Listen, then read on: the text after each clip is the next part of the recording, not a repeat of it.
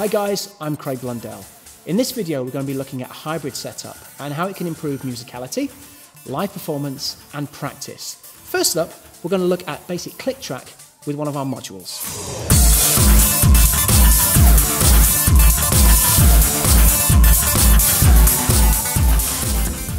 Now, if we're looking at playing in time, it gets no simpler than playing along to a click track. What I've got here is obviously my acoustic kit, and I can just put my module by the side of it, so use it as a metronome. Now, what I try and do with my students and myself if I'm warming up is I practice at those awkward tempos, so the more slower tempos, because as humans-wise, we speed up, we get excited, it's part of what we do, we get excited and we speed up. Me too. So, and the metronome will always be in time. So if I press tempo here, so you can see it's at 100 BPM, we'll keep it there, and I just press click on. Now, it could be something so simple as just playing along. So if I just play along to that.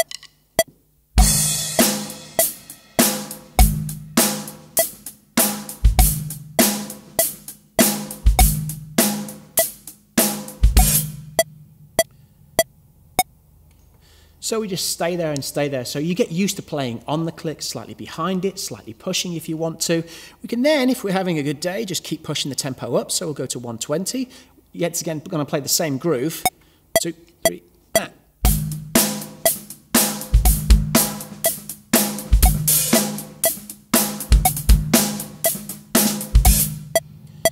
So that's just playing along to a click. Modules like the TD15 and TD11 have a whole host of really cool coach functions, so you can make practicing to a click enjoyable. For some reason, people get frightened of playing along with click, and you know, the rewards are massive if you just keep practicing and practicing.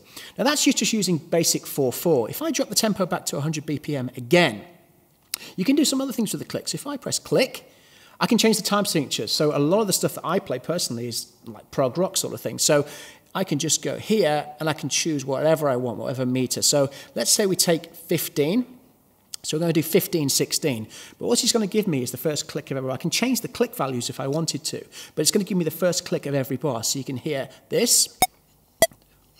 Da, da, da, da. So I'm just subdividing the last 3 16th notes over the click. So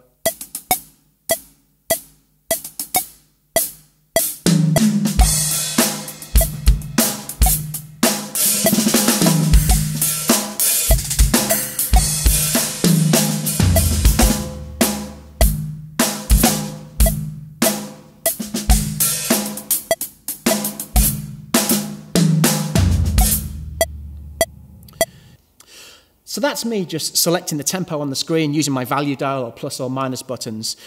Something so simple as getting a V-pad, plug it into one of the inputs on the back of the module, and you can tap tempo, the actual click. So if you're struggling with the tempo you play, think, I'm really struggling with that tempo, just tap it, and that's the tempo of the click. You know, it's absolutely invaluable to playing in time, my job, and just technology in general. Everyone has to play in time and should never underestimate the power of a metronome.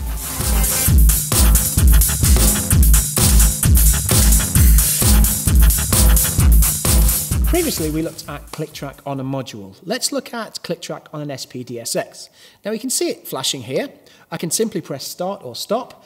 I can change the tempo to each patch. So on patch 1, for example, if it's 120, I can make the click track go at 120, and off you go.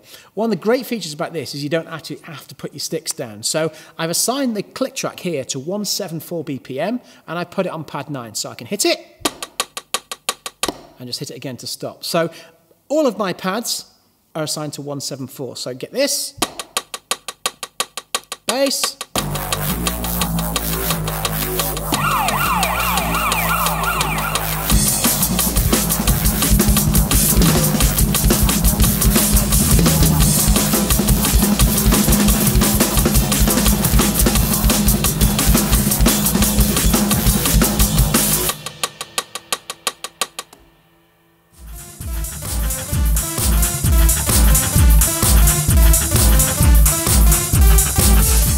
while we're talking about click tracks, let's look at the optipad SPD30.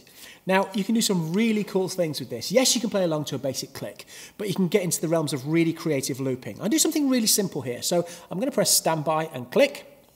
We'll go for a 2-bar loop, and you can hear it. I'm going to put my part down. Here it comes.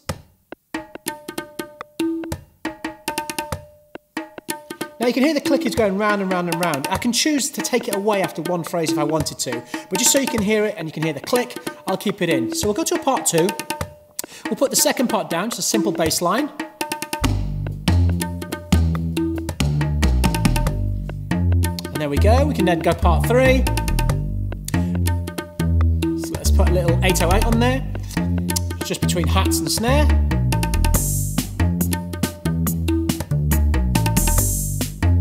Now I can choose to speed it up and slow it down, it won't warp. This is really nice if you're teaching students or once again just for practice, switch it off.